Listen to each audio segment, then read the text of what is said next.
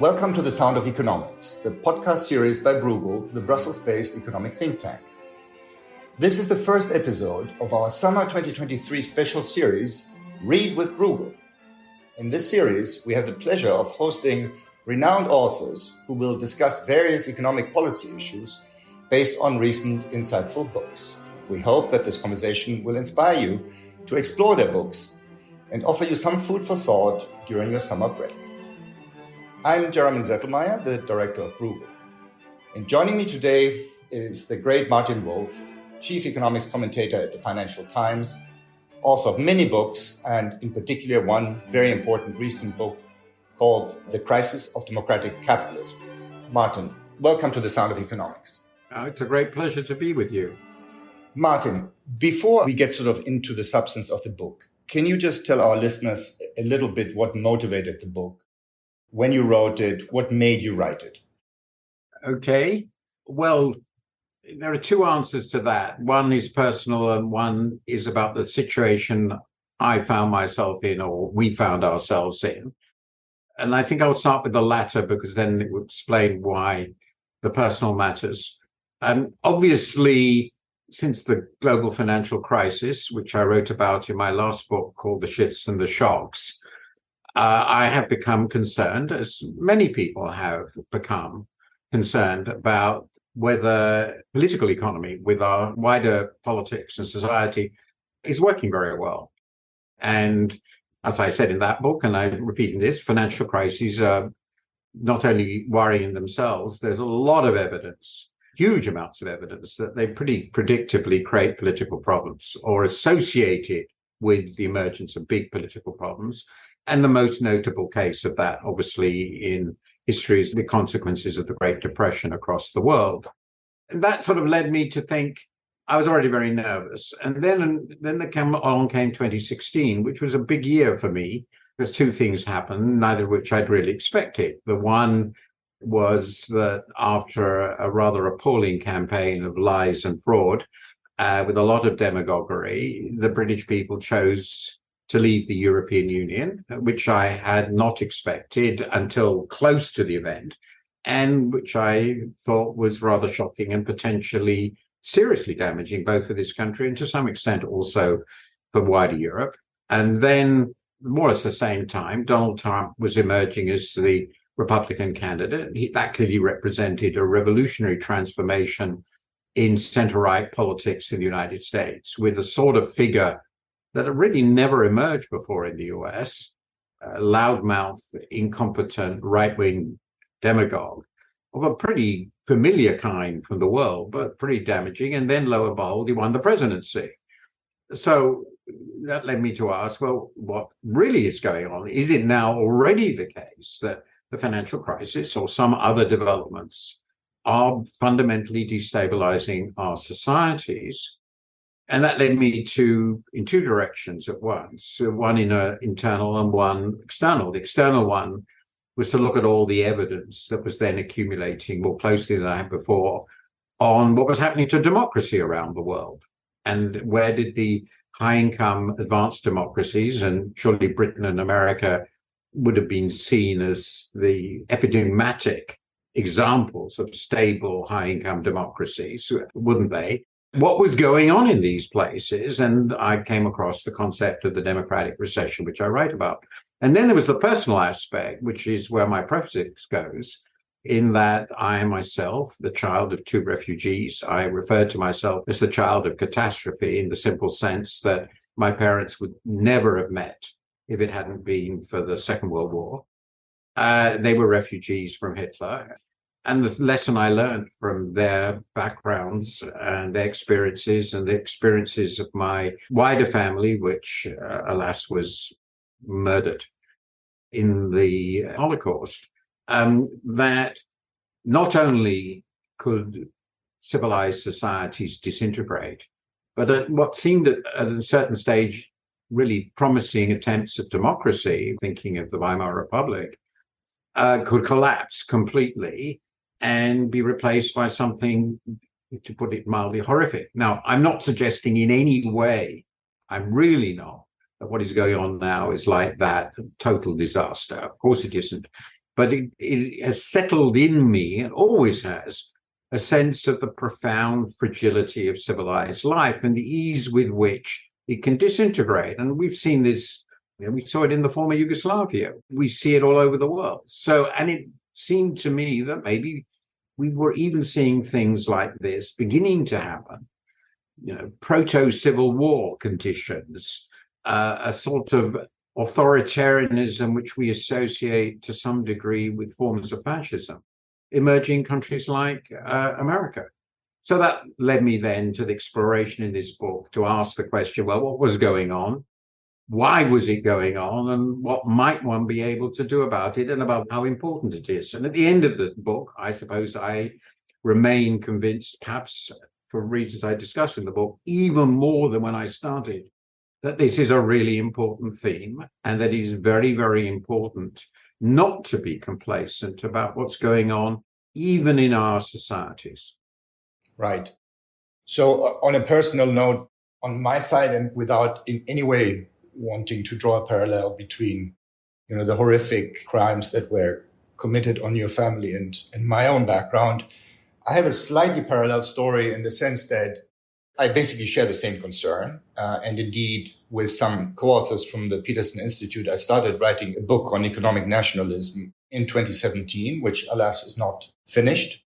It was prompted essentially by Trump's inauguration speech. A wonderful theme. I look forward to the book. Yes. And, to some extent, there's a personal dimension there too. I mean, first, I was brought up in a generation of Germans who were taught that, this was a singular catastrophe, never to be repeated.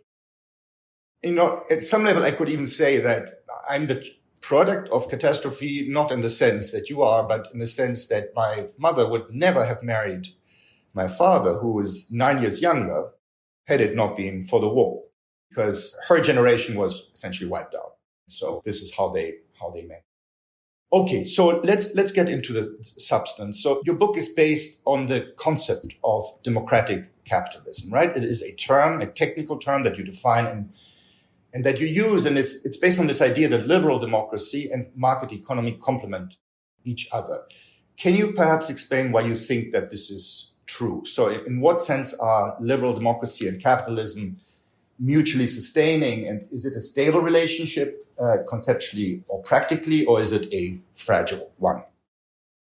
So to summarize, I describe it as a relationship of complementary opposites. But I also insist that it is a fragile relationship. A marriage which we need, but like many marriages, as we surely know, can end up in divorce. And I fear such a divorce. So let me explain what I mean, both in the way they're complementary and the way that they're opposites. And I think none of this is particularly new. I've discovered to my surprise, though, of course, this is in very different contexts.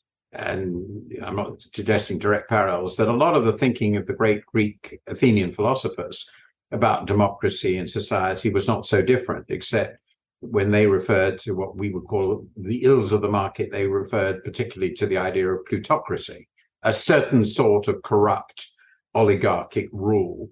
But actually, it is worth remembering, Athens was a commercial society, not, of course, a commercial society the way we are, but its immense prosperity was in significant part not entirely based on that. So let's go to the points. First, there's a historical point, and I think evidence is what we should always start with. When I started looking at the literature on this in detail, I discovered there's some very serious work being done, classically American, to produce databases on democracy. How many countries at any given time have some sort of basic characteristics of a democracy? That is to say, elections play a big role in deciding who's in power. The elections involve a fairly wide suffrage, so they're not just a tiny electorate, and the elections are reasonably fair, and the outcomes are accepted. And then on that basis, they look back over the last 220 years, roughly, and they find that back in 1800, there weren't any democracies that they can find. Now, of course, there were also lots of countries that were in empires, so I won't go into that anymore. Basically, They were either absolute monarchies or narrow oligarchies. Even in the US, which was then in the early days of the Republic, I can't remember it by heart, but my memory is that the suffrage included about 6% of all adults, and of course no women at all, and most men also. This is a narrow oligarchy. And then over the succeeding 114 years to the First World War, the suffrages started to widen. Countries became more democratic, and the countries that became more democratic were basically the more economically prosperous ones. Northern Europe, the United States, Canada, Australia. Germany became actually more democratic, but resisted it harder. That's a famous analysis about what happened in Bismarck in Germany, which you know a lot about. I have a subtext here. I included a long time ago that Bismarck was a catastrophic genius, but that's and a complete footnote, not important for this story. But the point is, democracy spread. And it's also true, and after the First World War, there was a temporary rise in the number of democracies immediately after the war. Then there was a catastrophic interwar collapse, and then democracy was recovered after the Second World War, spread all over Europe, Japan, and so forth. And then particularly in the last years from 1990 to about 2006, it was an immense flourishing of democracy. And then we move into what Larry Diamond calls the democratic recession. So the point is, democracy was basically on the rise with big interruptions, and it rose most in the most prosperous market societies. And this is linked with the other great fact: there have never been, as far as I can see, anything we would call a democracy which haven't had market economies of some kind. That is to say, an independent middle class, an independent economic life that is itself to a large extent separate from, independent from political life. It's a world in which democracy decides who governs, but the people who govern don't have absolute power over you. Because once that happens, they can't afford to lose that power, and you can't afford to lose power. So power gets monopolized. In fully socialist economies, society, power gets completely monopolized. And if it doesn't, it's a revolution. And that's crucial. So I conclude that some form of independent market economy with independent private property, independent people, particularly an independent middle class, I argue, following Aristotle, you cannot have any hope of democracy. And I think there's a theoretical reasons for this beyond these practical ones, which are very important, which is ultimately the great premise of capitalism, market capitalism, which is why I believe in it. It's ultimately an individualistic creed. It means that society's order, power in society, is not determined by what you're born to. It's not determined by inheritance. It's determined by your ability to make a success of yourself in a competitive environment. The great idea is competition. And it's quite natural, if that's the way you run an economy, to think, well, how are we going to give political power? We don't want people to continue to hold power just because their father was a duke or their father was a king. We want the people to emerge out of a competitive process selected by the people. And that's what democracy gives you. So in that sense, I think there's a core value system which are shared by the two systems. And then there are very practical ways in which capitalism supports democracy, which I've already discussed, the issue of economic independence and independent powers and the separation of the economy from politics in significant measure. But I also argue that democracy can, and this is, I think, actually part, though I don't think they put it this way, of what ordoliberalism was about, as I understood it, which was the idea that the great danger of capitalism, beautifully described in Raghuram Rajan's and Luigi Zingalis's book about 20 years ago called Saving Capitalism from the Capitalists, the great threat is monopolization. And this is very much, I think, in the German liberal tradition of the 20th century, as I understand it. So you need competition policy, and to have competition policy work, you need a political environment which doesn't want monopoly. And the most plausible environment in which people won't want monopoly is a democracy, not a system controlled by the oligarchy. What makes it fragile, of course, is two great dangers which are linked. One is the danger described by Plato and Aristotle, but it goes on into modern political science.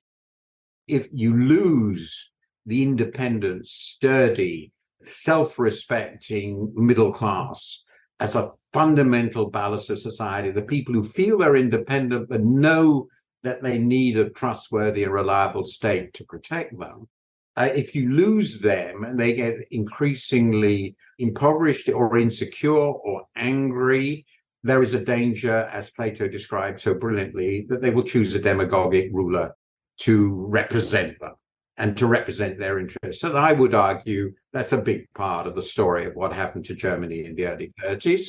And then the countervailing danger, which we see all over Latin America, constantly repeated, is that the oligarchy becomes a predatory plutocracy, suppresses the aspirations of society, runs society as a sort of corrupt oligarchy. And I would argue that's a pretty big part of the story of, say, Brazil.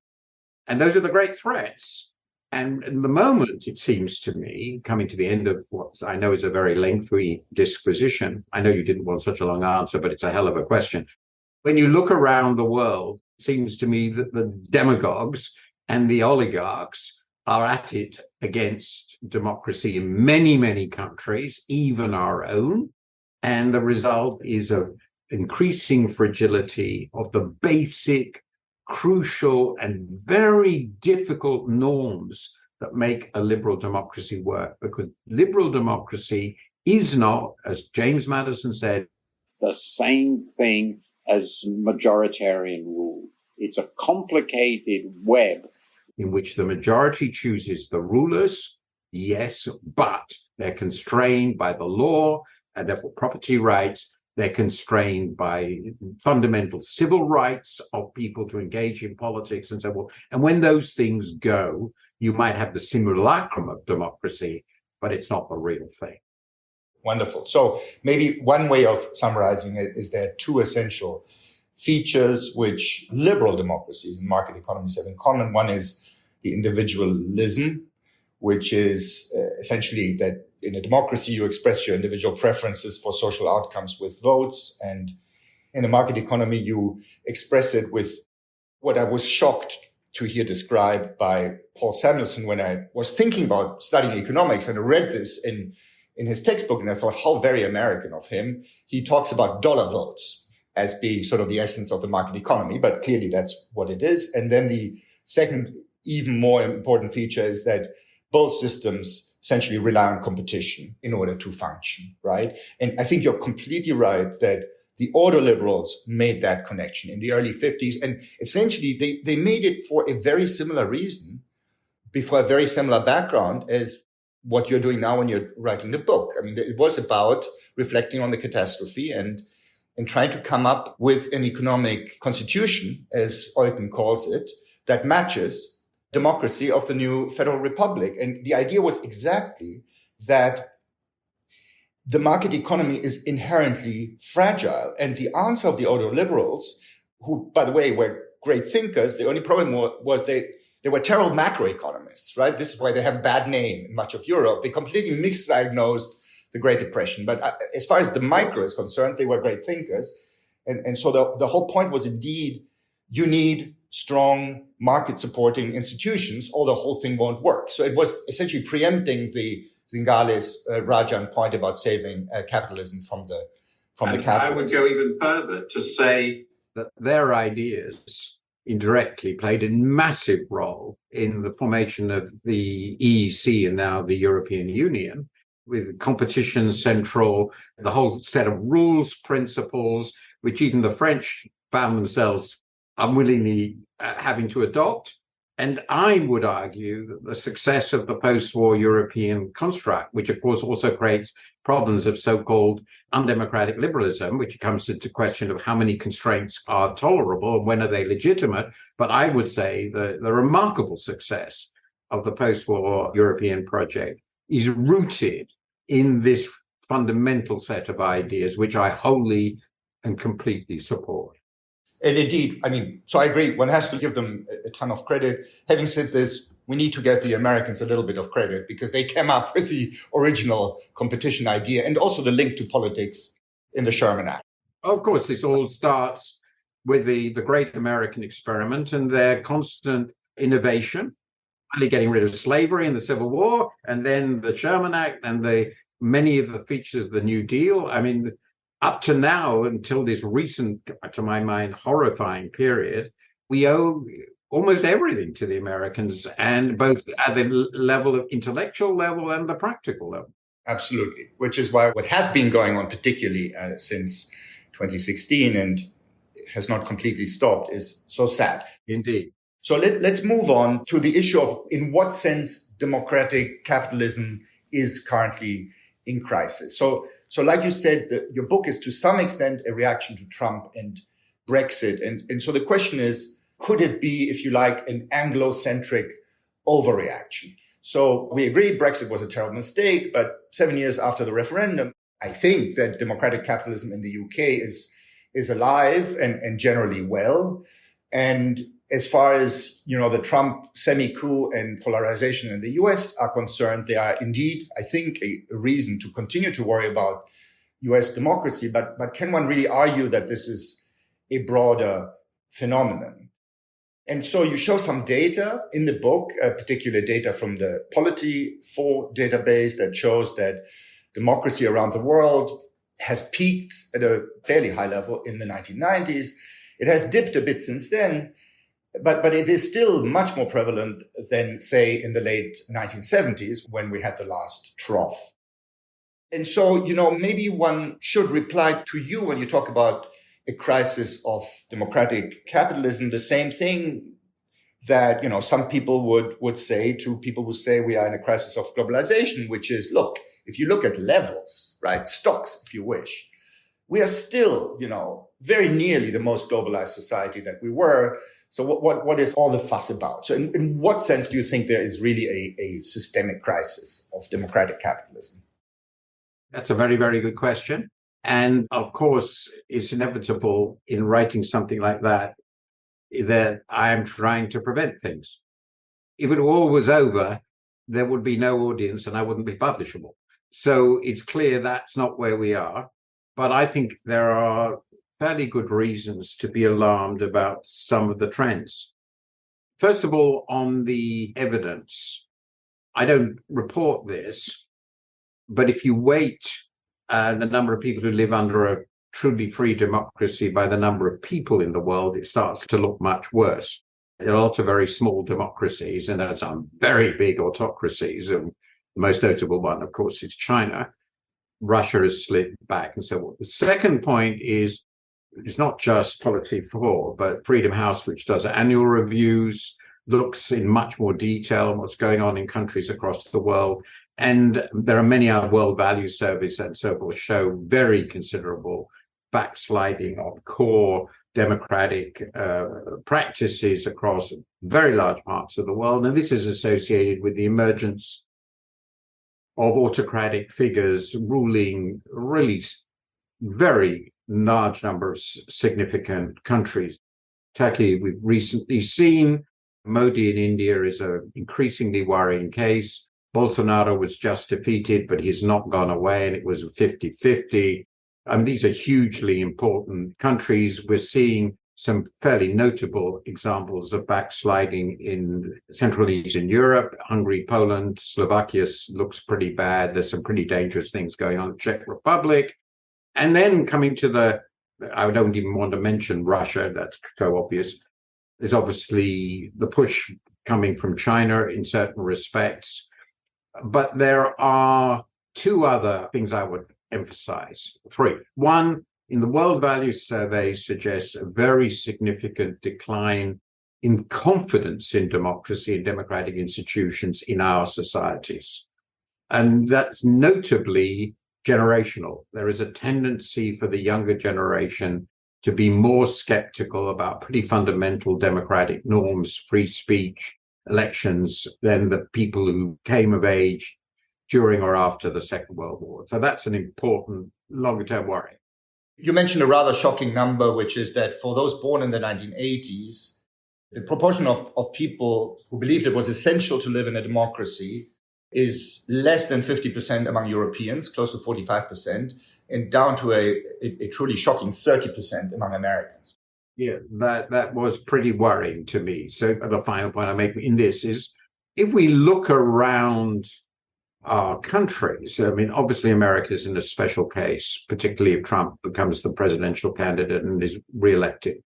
But it is widely expected by my French friends, I'm not saying it will happen, that the next president of France could be Marine Le Pen, who is a fervent economic nationalist, and her political origins are profoundly anti-democratic. Now, what she would do in practice, I have no idea, but France is a pretty important country in Europe.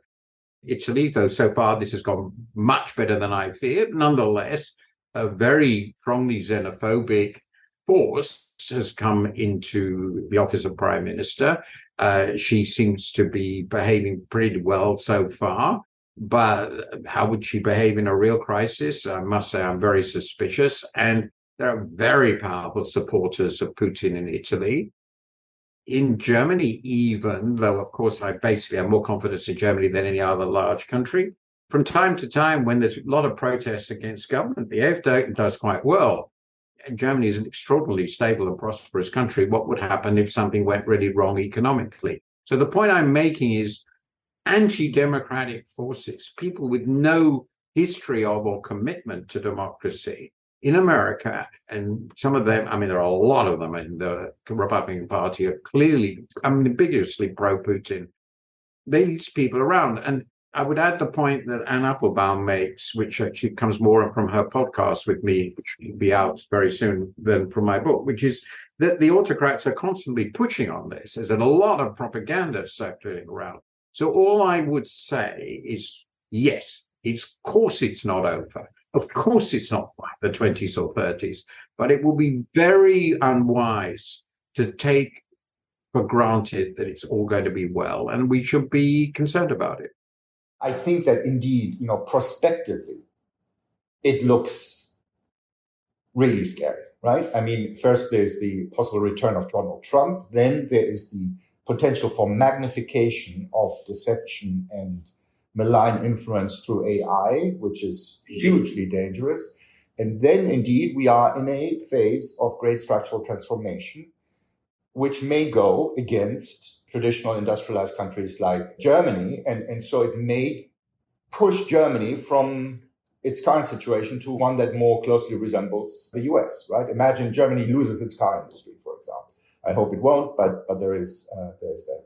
And that fits with my earlier remarks of what's happened in the past, because I think that one of the roots of our problem in France, Britain, and the US, which is not so obvious in Germany, is deindustrialization was so badly handled and massively disrupted. Right. So this gets us to the main point, which namely the causes.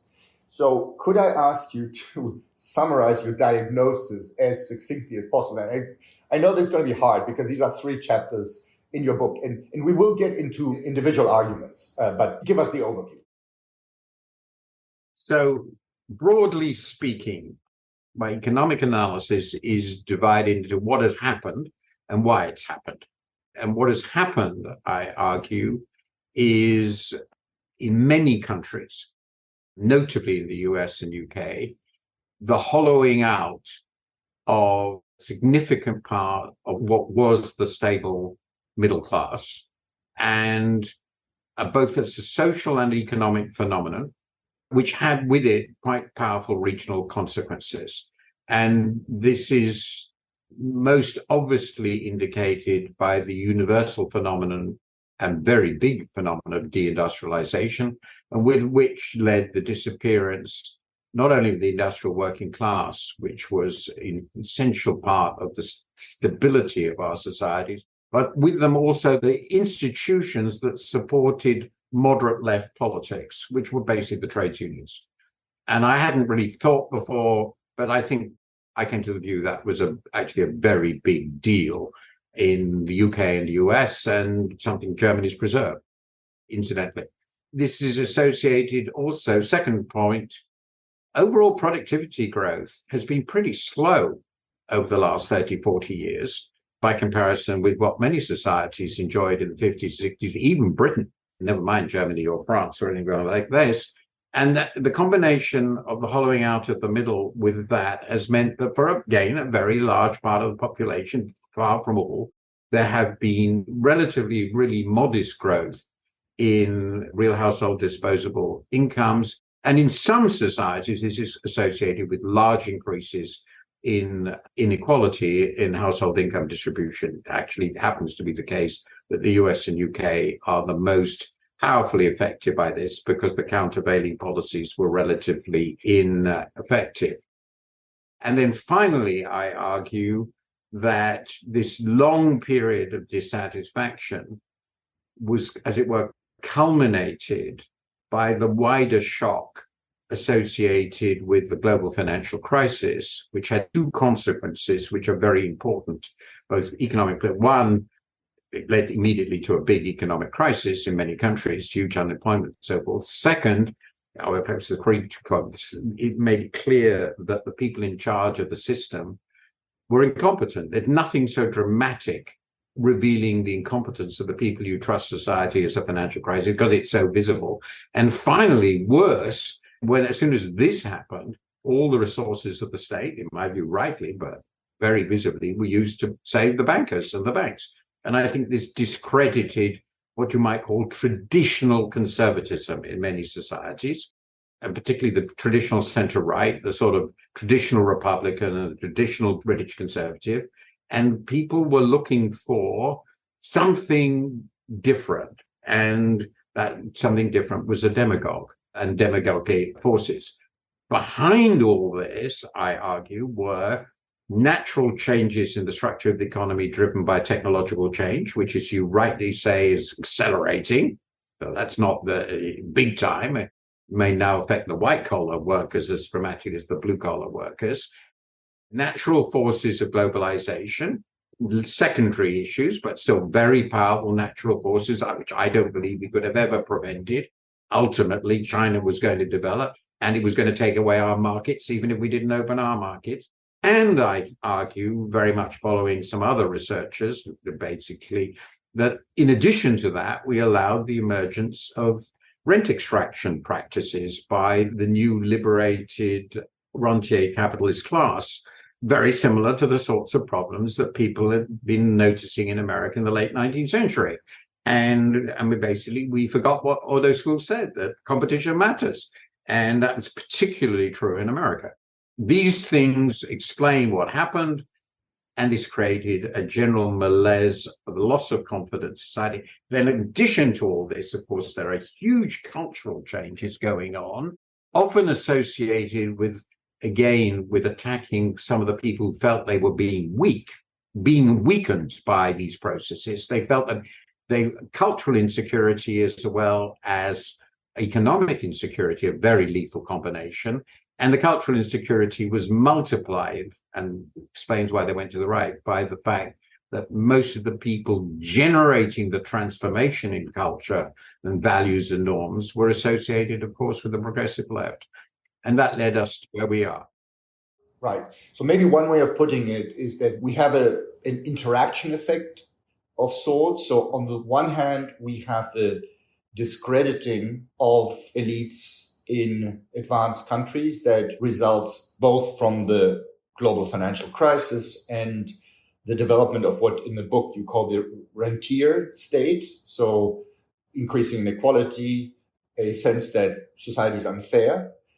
And on the other hand, we have the secular decline of industrial jobs in advanced countries. And here, I think your message is that this secular decline is not primarily caused by China, right? It is secular. And so it is driven partly by productivity growth. So you simply need less workers in these industries.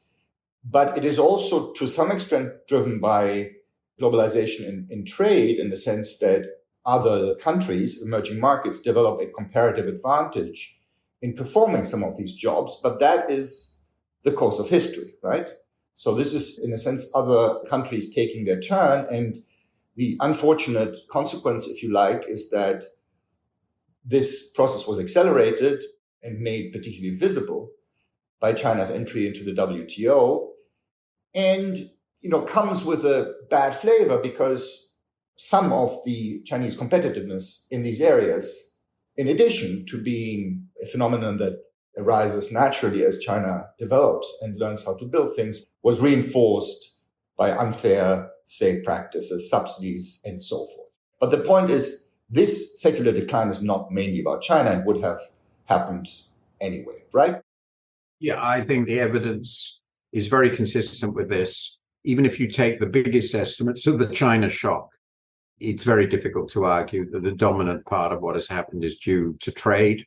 And of course, there are countries which have opened to trade, like Germany, which have clearly and unambiguously prospered from it. So it's difficult to argue the US, less industrialized for the first place, was necessarily uniquely damaged by opening to China when other countries managed it much better. It looked like a domestic policy failure more. And I think it's crucial in my argument. I'm not blaming a few elite for everything. These structural changes were ultimately ineluctable, particularly the deindustrialization. We have the fastest productivity growth has consistently been in manufacturing. The growth in demand for manufacturers in rich countries is not very dynamic. As I like to say, everybody has already one car, one washing machine, one refrigerator, go on. I can go through everything. All the big manufactured stuff we're just in a replacement cycle. In that, we don't have rapid population growth. We don't have rapid creation of new families. So, of course, these activities have become diminishing. Germany's got out of this to some extent by creating this immense export surplus, which, as you rightly note, is now to some degree threatened. And those countries that didn't generate that surplus, like Britain and France and America, have obviously suffered badly. But nothing could have been done to stop this. Something could have been done to manage it, but nothing could have been done to stop it. Yeah, indeed. So just to make it very clear to listeners, so when we talk about deindustrialization, there are two ways to define it. One is in terms of value added, so as a share of value added in GDP. That certainly has declined for the reasons that Martin just summarized. But on top of that, you have productivity growth, which means is that given value added can be produced with fewer people and more robots, and that accelerates it even more and then produces some of these social and political difficulties. Now, before we sort of completely accept the story and move on, namely to the solutions, I just wanted to explore with you one sort of open question, which is that it is my perception that the crisis of democratic capitalism is not only a crisis that is going on in advanced countries, it may be mainly in advanced countries, but we do have seen authoritarian tendencies and sort of an increasing popularity, perhaps, I'm not sure, of the Chinese model in emerging and developing countries. So to take the example of India, in the book, you stop short of calling India authoritarian capitalism. I don't think you do that, but you do sort of flag it as a system that is in danger of moving there. And this is a very old democracy and one that arguably sits on the opposite end of the decline of advanced countries that you have just described, right? They are the beneficiaries of those jobs. They have been growing super fast. So it does seem to me that your story seems to be an advanced country story that would fail to explain a phenomenon like authoritarianism becoming more popular in places like India. How would you react to that? I think that's a very good and important question. And my book mostly focuses on us, as it were, because I think this is where I'm most engaged. And I think it's partly a special story because I thought our systems were the most consolidated, particularly in Britain and America. I discussed this earlier. I'd make 2 points. First of all, I think that what's emerging in emerging and developing countries across the world is really quite distinct from the Chinese system. And I think the Chinese system's roots in communism create something quite distinct. I call it bureaucratic autocratic capitalism in the sense that it's a fully institutionalized party state. And that goes back to Leninism, but in the Chinese case, it also goes back to this immensely long Mandarin tradition. I mean, the Chinese created institutionalized, bureaucratic, centralized rule, so far as they could centralize such a vast empire, before anybody else. And so I think it fits, but it's not what's happening elsewhere. What's happening elsewhere is more demagogic autocracy. You've got a democracy, the demagogue emerges and seizes power and then hollows out the institutional constraints on his behavior. He embodies the tyranny of the majority, uses the legal system against opposition politics, against private business that will not do what he wants them to do. He will use the power of the state to favor his cronies, so crony capitalism becomes norm. It's not so different from what we see in Hungary, actually.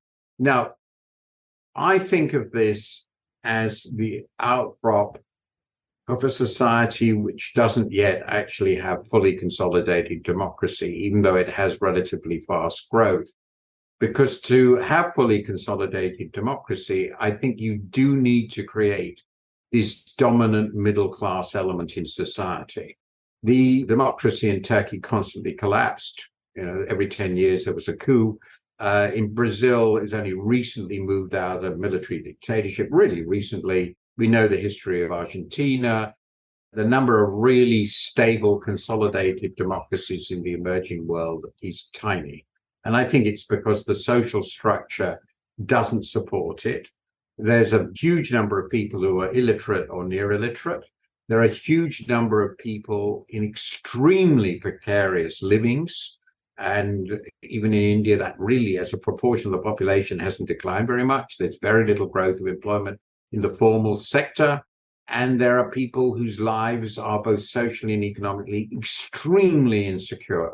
And I regard such democracies as fundamentally fragile.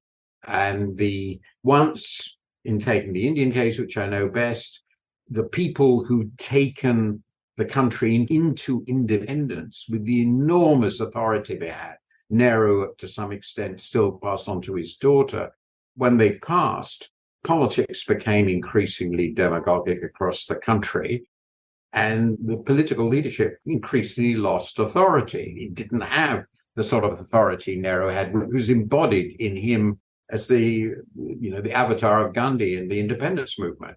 So what Modi did is come along and say, and this is a constant theme, I am the true embodiment of the nation and its will to succeed and prosper. Above all, I represent the people who really matter, the Hindus. Nobody else matters. Anyone who's Hindu, who feels in the least insecure or slighted, can blame it on Muslims. And in this case, it's a very large part of the appeal at an ideological level. The Gandhi Congress-led party is just a dynastic bunch of crooks. Trust in me, give me all my power. And he's a great demagogue, by the way, really great demagogue, great speaker. And give me all the power. And I don't find it the least surprising, given the level of insecurity and poverty and illiteracy in this society, that a vast number of people will say, let's go for it. And I think that is different from what is happening in societies which had the social, intellectual, and economic basis to create and sustain viable democracies over a century or more. But this is how I would explain what's going on. I think I could tell a similar story for all the other countries where this is happening. But it isn't China, and I think they have a terrible problem, but for different reasons. The Chinese have it too in running their economy successfully. In the end, I think our combination of democracy with capitalism is, if we're sensible, the best. Right. So completely agreed on the India and so forth story. The only remaining doubt I have is that if we were able to document a pickup of what you call demagogic authoritarian capitalism in countries that have those structural characteristics, so they're not yet fully formed, the middle class is not fully there, it would be slightly puzzling why we have this pickup now when those structural conditions have been in place for some time, right? So that is the only question I think you have not answered. But having said that, I don't even know if there is a pickup or whether maybe just the Modi phenomenon has us all. I think in most of these cases, I would say quite simply, let's take two of them. In Turkey, it was they shifted them because of the massive financial crisis of the early 2000s. And that discredited all the secular politicians and left an opening for Erdogan. And the crucial thing in the Indian case is there never emerged a completely viable secular opposition to Congress. So once Congress was discredited, the BJP, with its roots in Hindu nationalism, was the only thing that was left standing as a national party. So they wanted somebody else. That's what they had to choose. And there are very deep reasons in Indian post-war history and before why there was no other party. Essentially, it was because all the other opposition parties, roughly speaking, were regional. They were language-based. And this comes down to the uniquely fragmented nature of India. The only national movements were the great secular movement of Congress around independence and the Hindu nationalists. They're the only national movements. So if you have a two-party system, at some point, the Hindu nationalists are going to get into power. Let's move to the solution. So could I ask you to do the same Herculean thing you managed to do on describing the causes before, namely just succinctly summarize, if not the individual solutions, the basic strategy that you're proposing? Okay. Anyway, I have to say that my solutions are worse than my analysis, like most people. Because the solutions are very difficult to find.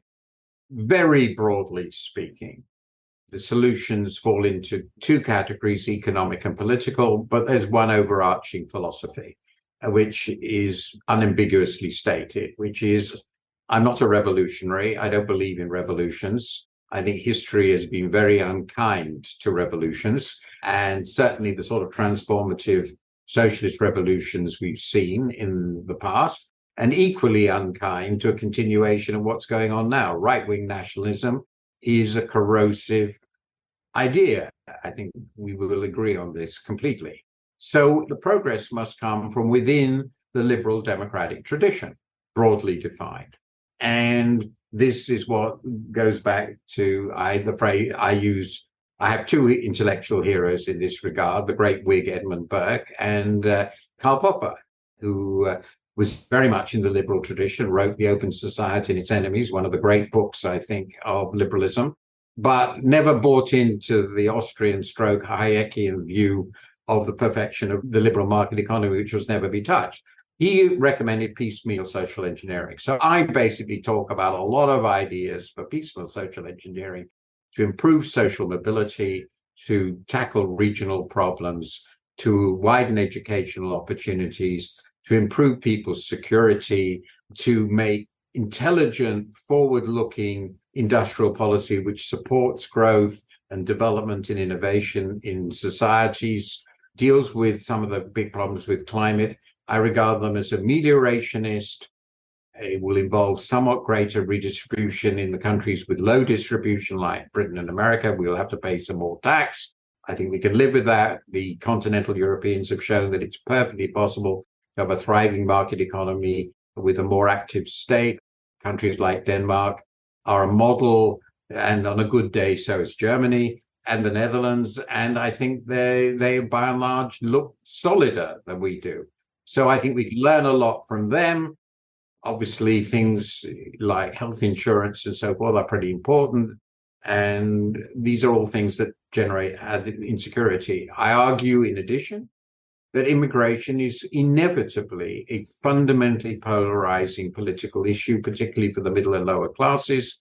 It's important to have it, but it must be credibly under control, because citizenship is for these people quite particularly valuable, and sharing it with other people is potentially quite particularly destabilizing. To put it bluntly, for the upper classes, more immigrants means more servants of various kinds, but there are victims of that. And we were very insouciant in this. And I think similarly in cultural changes, what I call the Brahmin left, following Thomas Piketty about to pay people, needs to be curbed to some degree, because completely despising the core value norms of ordinary people in the way that, for instance, Hillary Clinton did with her famous remark about the deplorables is politically very, very unwise.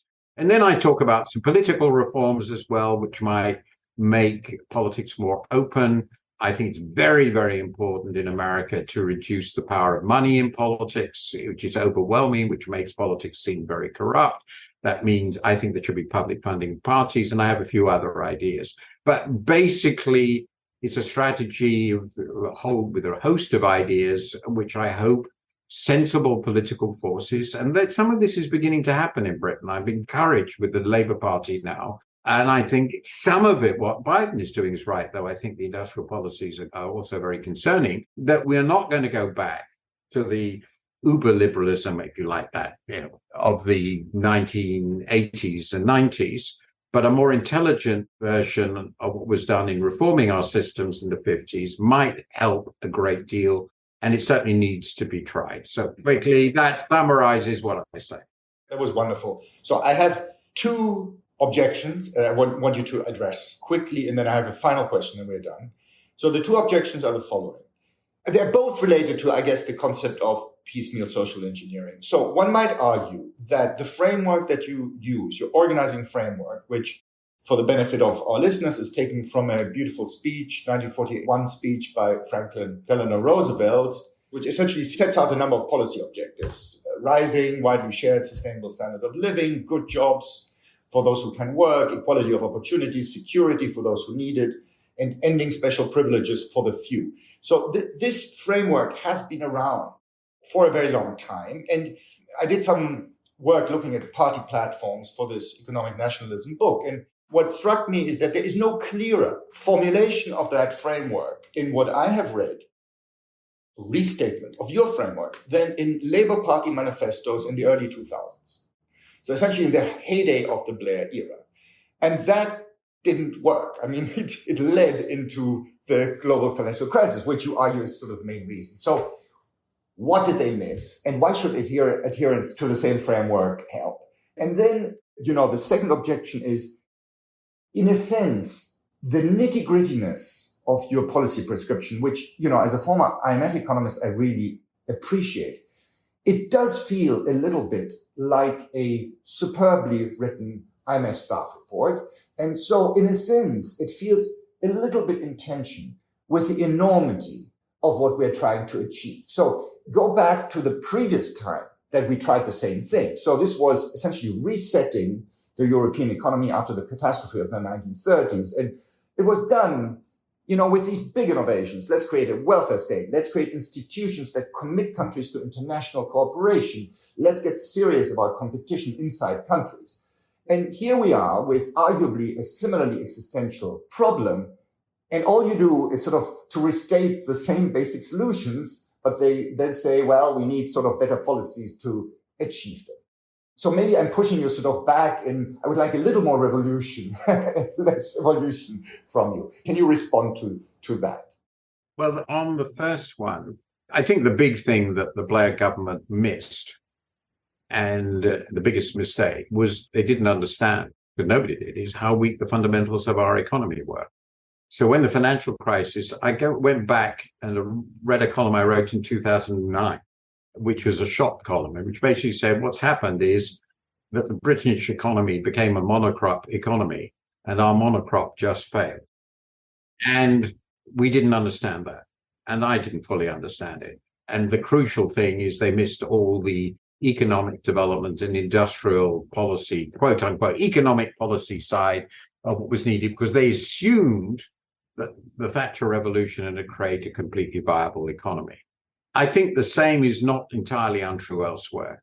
So that the question of economic development, which I have, a big part of what I write, is very, very important. And it's why I wrote quite a bit about it. And it's a very important part. Without a fundamentally viable, vigorous economy, which generates good jobs and so forth, we're in terrible trouble. And the problem is, to the extent we have a vigorous economy, it doesn't get good jobs. And to the extent we generate jobs, it's not in places where there's a vigorous economy, or they're not good jobs. So this is this core difficulty. I think it's very difficult to do this, but we've got to try. And my reaction to the second and bigger one, is we can only do what we did then once. We forgot about it in certain ways, and we forgot about updating it in important ways. So I do think we have to look back at these issues and say, how will we do the same things now? And how will it fit, of course, with this great need for a more vigorous economy? I do discuss land taxations. I do discuss inheritance tax. I think these are important. Maybe I should have been stronger on distribution, but I always felt that there are quite significant downsides to attempting massive redistribution. And anyway, it's not politically going to happen.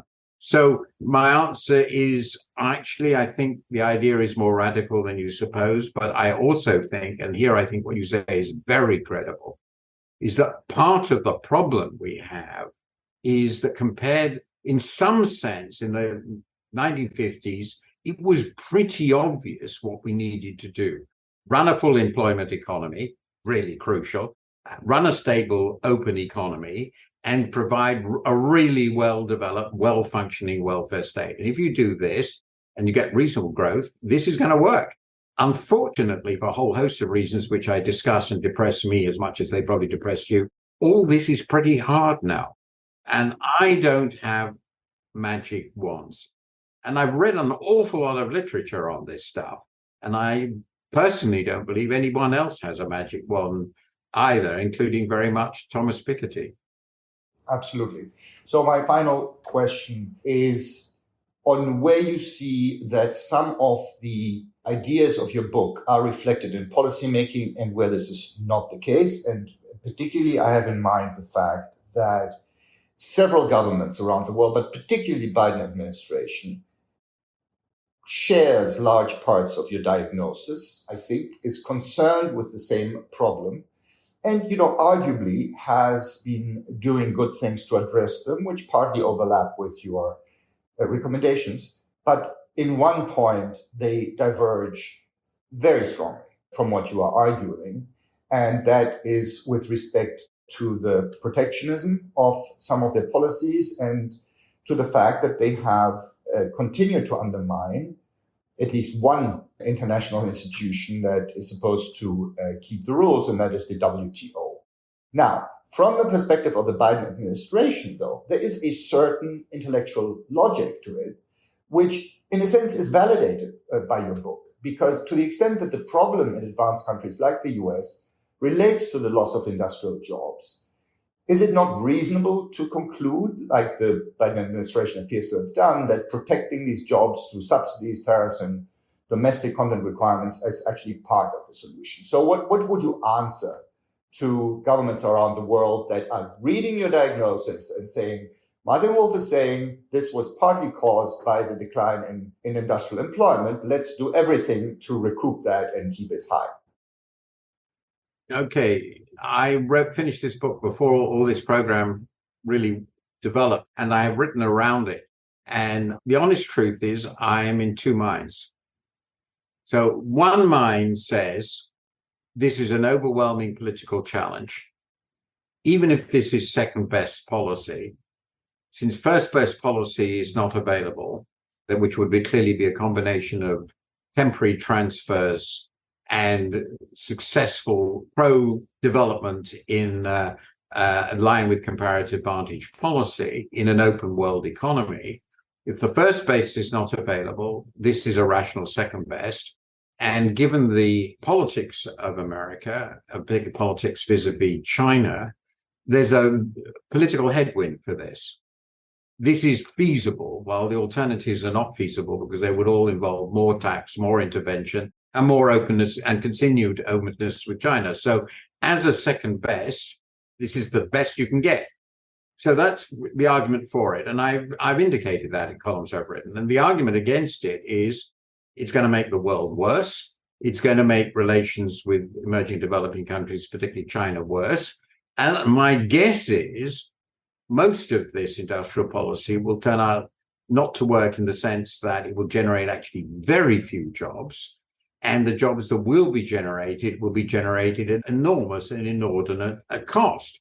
And when I look back at actually literature produced, I did a column on this, which you might have seen by the Peterson Institute, on what industrial policy actually works. and they look back at the history of American intervention, of which there's been a lot, the thing that comes out as unambiguously the one thing that really worked was DARPA, and which says to me, well, in the US, frontier economy with a superb technology industry, you've got to build on that because that's what you've got. Putting back together again, people assembling televisions or making clothes back. This is just not going to generate anything. Even if you get the factories back, they're not going to employ anybody because they're all going to be done by robots. So I feel, yes, it's a second best politically, clearly not first best. No economist would think that, even looking at the evidence. But I fear that when our successors, 5-10 years from now, well, you will be around, but I will retire, but they will be looking at this data. They will say, nice try, but no cigar.